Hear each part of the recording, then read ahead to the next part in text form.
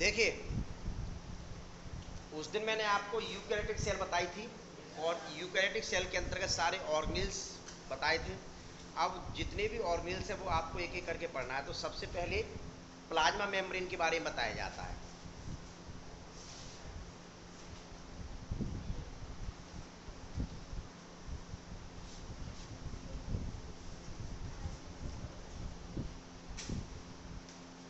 देखिए, plasma membrane किसी भी सेल को चारों ओर से घेरने वाली फर्स्ट लेयर होती है। प्लाज्मा मेम्ब्रेन किसी भी सेल को, चाहे बैक्टीरियल सेल हो, चाहे आपके यूकैरियोटिक सेल हो, बैक्टीरियल सेल मतलब प्रोकैरियोटिक सेल हो, और चाहे यूकैरियोटिक सेल हो, उसको चारों ओर से जो घेरने वाली फर्स्ट लेयर जो होती है, प्रथम स्तर जो होता है, वह स्तर क्या कहलाता है? प्लाज्मा मेम्ब्रेन कहलाता है। यानी कि फर्स्ट बाउंड्री ऑफ सेल्स, क्या प्रथम बाउंड्री है सेल्स की। तो जो प्लाज्मा मेम्ब्रेन होती है, प्लाज्मा मेम्ब्रेन के बारे में सबसे पहले, या मतलब जो किन किन नामों से जाना जाता है, इस प्लाज्मा लेमा कहा जाता है इसको। सबसे पहले जे.क्यू. प्लॉब एक वैज्ञानिक थे,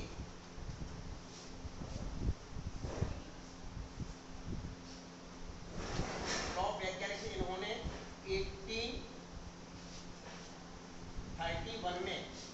1831 में इसको प्लाज्मा लेमा नाम दिया था, प्लाज्मा मेम्ब्रेन को। सबसे पहले प्लाज्मा लेमा ही नाम था। फिर इसके बाद सेल मेम्ब्रेन नाम दिया गया था, सी नगेली और सी क्रेमर नामक वैज्ञानिक थे। इन्होंने इसको 1855 में सेल मेम्ब्रेन नाम दिया था। क्या नाम दिया था? Cell membrane. और फिर आगे चलकर इस मेम्ब्रेन को ही प्लाज्मा मेम्ब्रेन नाम दिया गया या बायो मेम्ब्रेन नाम दिया गया। तो आप ध्यान में रख लें कि इसको प्लाज्मा लेमा भी कहा जाता है, जे.क्यू. प्लॉब ने जो नाम दिया था 1831 में। इसको सेल मेम्ब्रेन भी कहा जाता है, जो नाम 1855 में दिया गया था सी नगेली और सी क्रेमर के द्वारा। इसके बाद इसका जो नाम आया था वह नाम आया था प्लाज्मा मेम्ब्रेन नाम आया था। तो इससे ध्यान रखना, ये प्लाज्मा मेम्ब्रेन यानी कि कोशिका के चारों ओर पाए जाने वाला स्तर या झिल्ली जो होती है, वही इस झिल्ली क्या कहलाती है? कोशिका झिल्ली के नाम से जाना जाता है। हिंदी में क्या कहते हैं? कोशिका झिल्ली के नाम से इसको जाना जाता है। पहली चीज तो आपको ये आना चाहिए। ये जो कोशिका झिल्ली जो होती है, या प्लाज्मा जो झिल्ली होती है, या प्लाज्मा मेम्ब्रेन होती है, ये बनी किस किस की होती है? ये लिपिड और प्रोटीन की बनी होती है, अर्थात लिपोप्रोटीन की बनी होती है। किसकी बनी होती है? लिपोप्रोटीन की बनी होती है। लेकिन इसके साथ साथ इसमें कार्बोहाइड्रेट भी पाया जाता है। कार्बोहाइड्रेट कौन सा होता? Oligo saccharide. यानी दूसरी लैंग्वेज में ये कह सकते हैं कि आपसे कोई पूछता है कि प्लाज्मा मेम्ब्रेन का केमिकल नेचर क्या है, रासायनिक संगठन क्या होता है, प्लाज्मा मेम्ब्रेन का केमिकल नेचर क्या है या रासायनिक संगठन क्या है। आपके ऑब्जेक्टिव में आ गया, एक जगह आ गया लिपिड, दूसरे नंबर पे आ गया प्रोटीन, एक तीसरे नंबर पे आ गया लिपिड प्लस प्रोटीन, चौथे नंबर पे आ गया लिपिड प्रोटीन प्लस कार्बोहाइड्रेट। तो आपको चौथे नंबर वाले पे निशान लगाना है। किस पे निशान लगाना है? चौथे नंबर, जो लिपिड और प्रोटीन और कार्बोहाइड्रेट, यानी कार्बोहाइड्रेट में भी कौन सा होगा? ओलिगोसैकेराइड से मिलकर बनी हुई संरचना को क्या कहते हैं? प्लाज्मा मेम्ब्रेन कहते हैं। यह एक द्विस्तरीय लेयर होती है, लिपिड और प्रोटीन की बनी होती है। कैसी होती है? लिपिड और प्रोटीन की। वैसे कुछ वैज्ञानिक, डैनियल डेवसन वैज्ञानिक थे, इन्होंने इसको त्रिस्तरीय संरचना भी कहा था। ट्राइलैमिनर मॉडल के नाम से अभी मैं बताऊंगा, ट्राइलैमिनर मॉडल के नाम से जाना गया था कि दो प्रोटीन के स्तर होते हैं और एक मध्य में जो स्तर पाया जाता है वह लिपिड का स्तर पाया जाता है। लेकिन लिपिड का स्तर भी बाई लेयर होता है। लिपिड का स्तर भी कैसा होता है? द्विस्तरीय होता है। लेकिन उस लिपिड के स्तर को एक ही माना क्यों गया? क्योंकि एक साथ होते हैं। प्रोटीन के दो स्तर क्यों कहा गया? क्योंकि एक ऊपर होता है, एक नीचे होता है। इस वजह से डैनियल और डेवसन ने 1935 में, डैनियल और डेवसन ने 1935 में एक ट्राई लेमिनर मॉडल दिया था त्रिस्तरीय संरचना प्लाज्मा मेम्ब्रेन का। कौन सा दिया था? त्रिस्तरीय संरचना प्लाज्मा मेम्ब्रेन का दिया था। इसी को सैंडविच मॉडल भी कहा जाता है। आप लोग खाते सैंडविच, बहुत अच्छा लगता है। सैंडविच में क्या होता है कि दो ब्रेड और ब्रेड के बीच में माल्टाल भर दो, उसमें यही तो होता है। तो यानी दोनों जो ब्रेड की लेयर है, ब्रेड है वह प्रोटीन है, ब्रेड जो है वह क्या है? प्रोटीन है, और बीच में भरा हुआ मटेरियल है वो क्या है? लिपिड है। वो क्या चीज है? लिपिड है। तो ये मुख्य रूप से इनका क्या होता है? रासायनिक संगठन होता है। क्या होता है? रासायनिक संगठन होता है। अब एक एक करके आपको बताना है कि लिपिड में क्या होता है, प्रोटीन में क्या होता है। तो सबसे पहले जैसे कि लिपिड के बारे में बताया जाता है, तो ये एक एल्कोहल होता है। लिपिड क्या है? ग्लिसरॉल एक एल्कोहल के रूप में होता है। सपोज दैट 3 कार्बन वाला OH OH OH H H, chemistry में बहुत अच्छे ढंग से पढ़ोगे। H और ये H, ये क्या है? आपका ग्लिसरॉल है। ये क्या चीज है? ग्लिसरॉल है। इसके साथ कार्बोक्सिलिक ग्रुप जोड़ा जाता है। ये मतलब कौन सी लिपिड पाई जाती है? विशेष तौर पर फास्फोलिपिड पाई जाती है, लेसिथिन। फास्फोलिपिड, इससे ध्यान रखना है कि लिपिड में भी कौन सी क्या होती है? फॉस्फोलिपिड होती है। फास्फोलिपिड क्या होती है? लिपिड के प्रकार जब आप पढ़ेंगे, क्या लिपिड के प्रकार पढ़ेंगे तब आपको फास्फोलिपिड आएगी। जब लिपिड से कार्बोहाइड्रेट जुड़ जाए तो उसको ग्लाइकोलिपिड कहते हैं। जब फास्फेट ग्रुप जुड़ जाए तो उसको फास्फोलिपिड कहने लगते हैं। क्या कहने लगते हैं? फॉस्फोलिपिड के नाम से जाना जाता है। और जब उसके साथ प्रोटीन जुड़ जाता है तो उसको लिपोप्रोटीन कह देते हैं। तो ये ग्लिसरॉल है। अपने को फॉस्फेट लिपिड बनाना है तो इससे मुख्य रूप से क्या जोड़ना है? सबसे पहले कार्बोक्सिलिक ग्रुप जोड़े,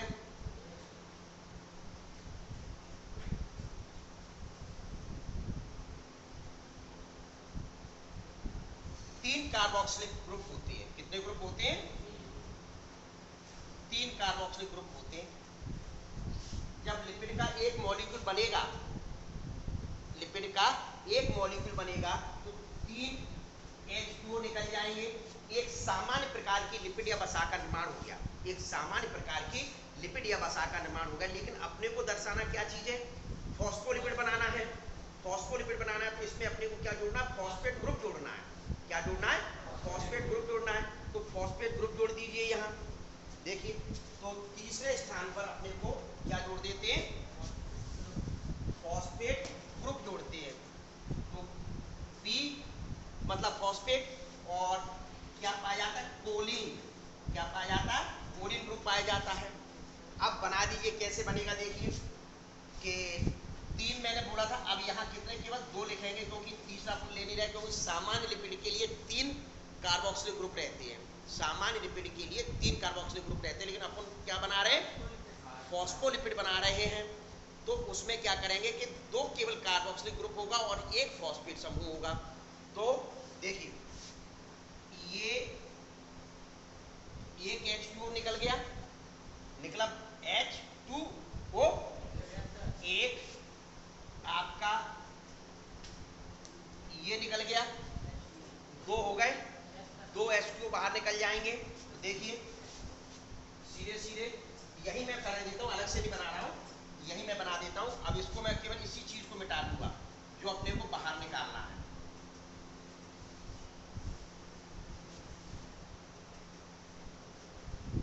इनके बीच में जब केमिस्ट्री में आपने पढ़ा होगा, किसी चीज को जोड़ना होता है तो एक बॉन्ड बनाया जाता है। क्या बॉन्ड बनाया जाता है कि नहीं बनाया जाता? तो इनके बीच में क्या बन गया? बॉन्ड। बॉन्ड बन गया। इस बॉन्ड को सबसे पहले आपको ध्यान में रखना है, एस्टर बॉन्ड कहते हैं। लिख लीजिए कहीं, क्या कहा जाता है? एस्टर बॉन्ड के नाम से जाना जाता है। इधर उधर हो जाओ थोड़ा, क्यों करते हैं इधर कष्ट कर रहे हो? एस्टर बॉन्ड कहा जाता है इसको। क्या कहते हैं? एस्टर। अब ये आपका एक फॉस्फोलिपिड मॉलिक्यूल बन गया। ये क्या बन गया? ये फॉस्फेट ग्रुप प्लस कोलिन था। तो ये पूरा का पूरा जुड़ने के बाद क्या बन गया? एक फॉस्फोलिपिड का अणु बन गया। क्या बन गया? फॉस्फोलिपिड का अणु मुख्य रूप से बन गया। ये आपके पास आ गया। और ये कौन सा फॉस्फोलिपिड होते हैं? लेसिथिन। एग्जाम्पल के रूप में आप सुन लें, लेसिथिन लिख लेना। अब किस प्रकार से फॉस्फोलिपिड पाया जाता है? क्या किस प्रकार से फॉस्फोलिपिड पाया जाता है? लिपिड की लेयर कैसी मैंने बताई? लिपिड कौन से रूप में पाया जा रहा है? बाइलेयर बाइलेयर के रूप में पाया जा रहा है। सिर्फ पहले ये ध्यान रखेंगे, लिपिड बाइलेयर के रूप में पाए जाते हैं। तो लिपिड कैसे पाया जाता है? ये एक हेड वाला भाग है जो कौन बना रहा है? फॉस्फेट ग्रुप बना रहा है। यानी देखिए ये वाला जो ग्रुप है ये आपका क्या बन गया? एक गोल संरचना, गोल अपना जो होता है हेड, तो इसको क्या कहने लगे? हेड कहने लगे। यानी सिरा बन गया। क्या? ये पानी के प्रति स्नेही होता है, यानी पानी से प्रेम करता है। क्या? ये जल से प्रेम करता है कि पानी इससे आराम से इधर उधर हो सकता है। तो इस वजह से इसको क्या कहा जाता है? हाइड्रोफिलिक कहा जाता है। कौन सा एंड कहते हैं? हाइड्रोफिलिक एंड कहा जाता है। ये आपको ध्यान रखना है कि बाइलेयर के रूप में पाई जाती है लिपिड। ऊपर का भाग जो है वो क्या है? हेड है। कौन बना रहा है? ये वाला भाग बना रहा है। और ये वाला जो भाग बचा, ये वाला भाग, ये नीचे इस प्रकार से पाया जाता है ऐसे। ये अब आपने पास दो चीजें बची, एक तो ये बचा और दूसरा ये बचा। तो ये जो दोनों भाग हैं ये मुख्य रूप से इसका टेल बनाने का कार्य कर रहे हैं। क्या बना रहे हैं? टेल बनाने का कार्य करते हो। तो लिख दो, ये तो हेड हो गया था, ये कौन सा भाग हो गया? टेल वाला भाग हो गया। ये जो टेल वाला भाग होता है, ये वाला जो भाग है वो क्या था? पानी से प्यार करता था, मोहब्बत करता था। ये किससे कर रहा है? ये लिपिड से करता है, ये वसा से करता है। यानी इस भाग को क्या कहा जाता है? लिपोफिलिक कहा जाता है। क्या कहा जाता है? लिपोफिलिक कहा जाता है। अर्थात ये एक मॉलिक्यूल आपका, मैंने बोला था फास्फोलिपिड का है, फास्फोलिपिड का, ये जल स्नेही होता है और ये वसा स्नेही होता है। तो जल स्नेही को हाइड्रोफिलिक और वसा स्नेही को लिपोफिलिक के नाम से जाना जाता है। ऐसा कोई मॉलिक्यूल जिसमें दोनों पाए जाते हैं, ये भी पाया जा रहा है और ये भी पाया जा रहा है। देखो हाइड्रोफिलिक वाला भाग भी पाया जा रहा है और लिपोफिलिक भाग भी पाया जा रहा है। उसको क्या कहते हैं? एम्फीपैथिक मॉलिक्यूल कहते हैं। उसको क्या कहते हैं? नोट कर लीजिए, बहुत महत्वपूर्ण बात है कि ऐसा मॉलिक्यूल जिसमें हाइड्रोफिलिक भाग भी पाया जाता है और लिपोफिलिक भाग भी पाया जाता है, उस भाग को एम्फीपैथिक मॉलिक्यूल्स के नाम से जाना जाता है। एम्फीपैथिक मॉलिक्यूल के नाम से जाना जाता है। तो सबसे पहली चीज तो ये हुई आपकी, मतलब किस रूप में पाया जाता है। अब मैंने क्या कहा? ये पूरी की पूरी लेयर ऐसे, ये कई भाग होंगे। यहाँ देखिए ये कई भाग होंगे। अब दूसरा मैं यहाँ बनाने जा रहा हूँ। देखिए बाइलेयर हो गई क्या? एक लेयर ऊपर, एक लेयर नीचे, तो बाइलेयर हो गई, यानी दो लेयर हो गई। अब मुख्य रूप से इससे निकलेगा कैसे? ये प्लाज्मा झिल्ली है, ये बाहरी माध्यम है। तो बाहरी माध्यम को इंट्रासेलुलर स्पेस, दो कोशिकाओं के बीच पाए जाने वाले स्थान को क्या कहते थे? अंतराकोश की अवकाश कहते थे। उसमें द्रव भरा रहता था जिसको अंतरकोश की द्रव कहते थे, अंतराकोश की द्रव। तो स्वाभाविक है कि यहाँ उसमें पानी होगा। अब ये कोशिका के एक पूरी झिल्ली, ये पूरी झिल्ली है, एक ही झिल्ली है, केवल एक भाग मैंने बनाया, अभी पूरी कोशिका नहीं बनी। इसके अंदर क्या पाया जाएगा? यहाँ साइटोप्लाज्म। क्या पाया जाएगा? साइटोप्लाज्म। तो साइटोप्लाज्म का भी मुख्य घटक क्या होता है? साइटोप्लाज्म का भी मुख्य घटक पानी होता है। तो ये वाले भाग और ये वाले भाग, ये वाले भाग, ये वाले भाग क्या चाहिए? ये वाले जो भाग होते हैं, तो ये जल से प्रेम कर रहे थे, ये जल से प्रेम कर रहे थे। तो जल की तरफ दोनों कौन से हो गए? हाइड्रोफिलिक भाग हो गए। क्यों हो गए? क्योंकि स्वाभाविक है इनको, ये टेल को पानी से कष्ट होता था, टेल को पानी से कष्ट होता था। तो इस वजह से दोनों जो सिरे वाले भाग थे वो जल की तरफ हो गए। किस तरफ हो गए? जल की तरफ होगा। और उनके टेल वाले जो भाग थे वो आमने सामने आ गए। टेल वाले भाग कैसे आ गए? आमने सामने वाले रूप से भाग आ जाते हैं। एक इस प्रकार से ये लेयर आपकी कौन सी हो गई? ये लिपिड की लेयर हो गई। अब वैज्ञानिकों ने बताया अलग अलग से स्तर के रूप में, वैज्ञानिकों ने इस मतलब मॉडल के रूप में बताया। तो सबसे पहला जो मॉडल दिया गया था वो मॉडल था ट्राई लेमिनर मॉडल। वो कौन सा मॉडल था? ट्राई लेमिनर मॉडल था। इस ट्राई लेमिनर मॉडल में मुख्य रूप से किसने दिया था? 1935 में। ट्राई लेमिनर मॉडल किसने दिया था? 1935 में दिया था। तो क्या मैं बोल रहा था? त्रिस्तरीय लेयर दी थी।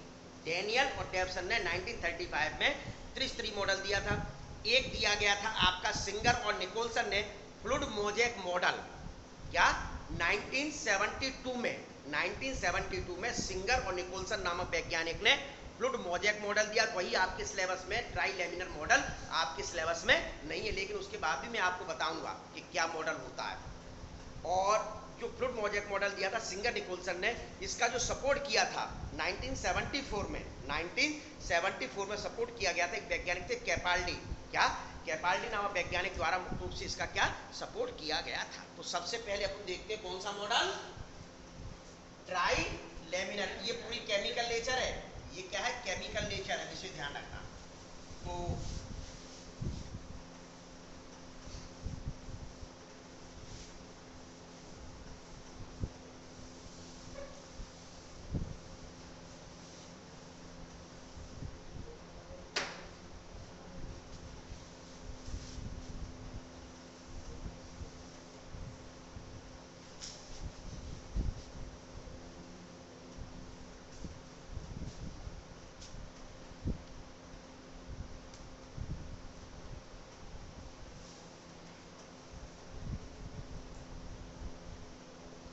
Try laminar model Daniel Dawson ने 1935 में दिया था। यानी 3 स्तर पाए जाते इनके अनुसार 3 स्तर पाए जाते। एक लिपिड का स्तर होता है और 2 प्रोटीन के स्तर होते हैं। लिपिड प्रोटीन के दोनों जो स्तर होते हैं वो बाहर और भीतर की ओर होते हैं, और लिपिड का स्तर मध्य में होता है। लिपिड का स्तर कहाँ होता है? मध्य में होता है। क्योंकि ये जो स्ट्रक्चर जो बन रही है इस प्रकार से, ये जो स्ट्रक्चर, ये आउटसाइड लेयर प्रोटीन की और ये इनर साइड लेयर है। तो सैंडविच में यही रहती है कि एक ऊपर की लेयर होती है, एक नीचे की होती है। तो वो ब्रेड की होती है क्या, और उसके बीच में क्या मटेरियल भरा रहता है क्या, उसी को क्या कहते थे? सैंडविच। तो इस वजह से इसको सैंडविच मॉडल के नाम से भी जाना गया था। पहली चीज तो आपको ये ध्यान रखना कि सैंडविच मॉडल किसको कहा गया था? डेनियल डेवसन के मॉडल को ही कहा गया था, अर्थात त्रिस्तरीय संरचना को ही कहा गया था, अर्थात ट्राई लेमिनर मॉडल को ही कहा जाता है। पहली चीज ये। तो कैसे होता है? और लिपिड का जो स्तर होता है वो कहाँ पाया जाता है? मध्य में पाया जाता है। क्या? अब मैं सबसे पहले लिपिड के स्तर को बना रहा हूं। तो देखिए, ये तो आपको मैं बता ही चुका हूं, ये क्या भाग था?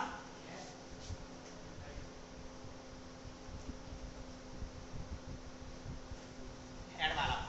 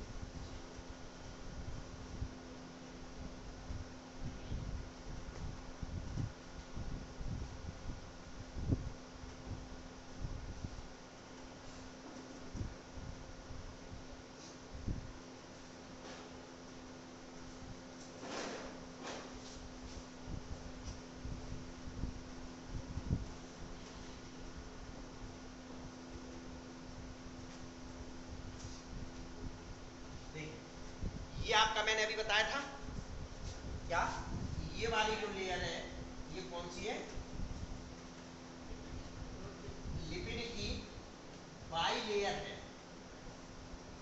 लिपिड की बाई लेयर है। तो ये मत कहने लगना कि 4 स्तर हो गए। यहां मैंने एक लेयर ये, लेकिन जो वैज्ञानिक डेनियल डेवसन वैज्ञानिक क्या थे, कि दोनों लेयर एक साथ पाए जा रहे हैं, इस वजह से इसको एक स्तर माना गया था, लेकिन ये बाई लेयर के रूप में पाया जा रहा है। क्या बाई लेयर के रूप में पाया जाता है। और लगभग इसकी जो मोटाई जो होती है वो 35 एंगस्ट्रॉम के लगभग होती है। कितनी होती है? 35 एंगस्ट्रॉम। सबसे पहले इसके बारे में अपन चर्चा करते हैं। ये वाला भाग मैंने क्या बताया था? हेड वाला भाग, इसको क्या कहा गया था? हाइड्रोफिलिक कहा गया था। हाइड्रोफिलिक क्यों कहा गया था? हाइड्रोफिलिक क्यों कहा गया था? क्योंकि यह जल स्नेही है, जल से प्रेम करता है। क्या भाई? स्वाभाविक जो प्रेम करेगा वो उसके साथ रहेगा। क्या? क्योंकि इस साइड ये जल है, ये ऊपर की साइड में, और नीचे की साइड में भी जल है। कोशिका का जब पूरा देखो, कोशिका की ये प्लाज्मा मेम्ब्रेन एक ही मेम्ब्रेन होती है। ये यहां मैंने ये चीजें बना दी है बीच में, देखिए इस प्रकार से। ये तो इस वाले भाग में यहां आपका ये हेड, और ये वाला भाग क्या बनाया? टेल।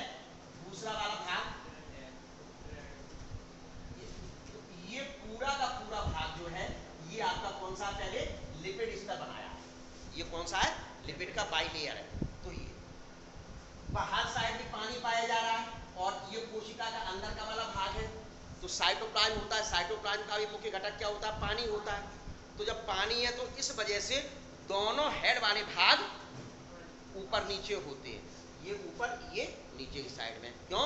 क्योंकि जल स्नेही है ये वाले भाग। कैसे हैं? जल स्नेही होते हैं। इस वजह से इसको क्या कहते हैं? हाइड्रोफिलिक। ये टेल वाला ये वाला भाग है जो आमने सामने है, इस वाले भाग को क्या कहते हैं? टेल। और ये किस नेचर का है? लिपोफिलिक नेचर का होता है। कौन से नेचर का है? लिपोफिलिक नेचर का है। अर्थात इससे पानी होकर निकलेगा, या पानी को प्रेम कर रहा है, ये वसा को प्रेम कर रहा है, वसा के लिए क्लियर होता है। सबसे पहले प्लाज्मा झिल्ली का नेचर कैसा होता है? सिलेक्टिव। कैसा होता है? सिलेक्टिव परमिएबल होता है। सिलेक्टिव परमिएबल का मतलब चयनात्मक पारगम्य। चयनात्मक पारगम्य। चयनात्मक पारगम्य से तात्पर्य है, प्लाज्मा झिल्ली कोई पूछे किस नेचर की होती है? चयनात्मक पारगम्य, यानी चयन करके ही अणुओं को इधर से उधर जाने देती है। चयन करके ही अणुओं को इधर से उधर जाने देती है। ये पैसिव और एक्टिव ट्रांसपोर्टेशन आएगा जब और समझाया जाएगा। तो सबसे पहले तो ये एंड हो गया आपके। अब ऐसा एक मॉलिक्यूल जिसमें दोनों हाइड्रोफिलिक भाग भी पाया जाता है और लिपोफिलिक वाला भाग भी पाया जाता है, उसको क्या कहा था मैंने? Amphipathic molecule. क्या कहा? ऐसा कोई अणु जिसमें हाइड्रोफिलिक और लिपोफिलिक दोनों भाग पाए जाते हो, उस मॉलिक्यूल्स को एम्फीपैथिक कहा जाता है। बहुत महत्वपूर्ण है ये वाला भाग। ठीक है, तो एक चीज तो ये। अब डेनियल डेफसन के अकॉर्डिंग, क्या डेनियल डेफसन के अकॉर्डिंग मुख्य रूप से क्या है कि बाहर की ओर प्रोटीन का स्तर और अंदर की ओर प्रोटीन का स्तर पाया जाता है। तो देखिए किस प्रकार से अरेंज होता है।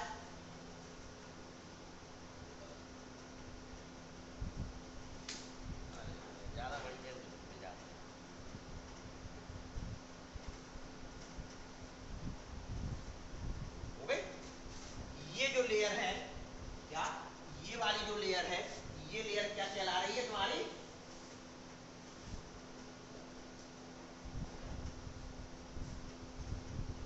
यहां से यहां तक की प्रोटीन की आउटर लेयर है। कौन सी लेयर है? प्रोटीन की आउटर लेयर है। ये 20 एंगस्ट्रॉम की होती है। ऐसे ही ये वाली जो लेयर है प्रोटीन की, ये कौन सी लेयर है? इनर लेयर है। ये भी कितनी होती है? 20 एंगस्ट्रॉम। अब यदि कोई पूछता है कि सामान्य तौर पर अकॉर्डिंग टू डेनियल डेफसन कि एक प्लाज्मा मेम्ब्रेन की मोटाई कितनी हो गई?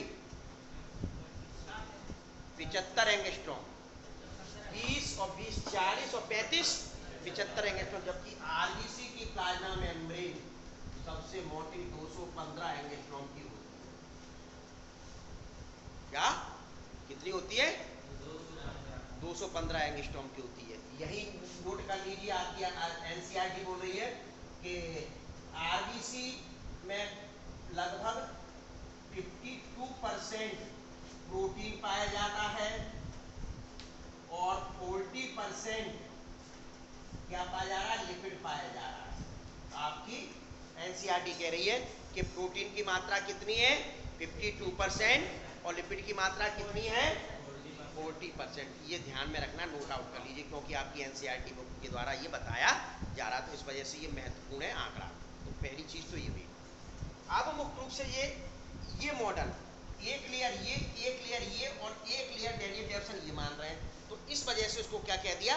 ट्राई लैमिनर मॉडल कहा, त्रिस्तरीय संरचना का मॉडल कहा। कौन सा मॉडल कहा? त्रिस्तरीय संरचना के मॉडल के नाम से इसको जाना गया। तो इतना आपको कायम पढ़ना है। पहले क्या बोलते हैं, प्लाज्मा मेम्ब्रेन के ट्राई लैमिनर मॉडल और केमिकल नेचर हो गया और सारी चीजें। इसमें किसी को प्रॉब्लम है तो पूछ सकता है, नहीं तो फिर अगला भाग चलने दें। हैं?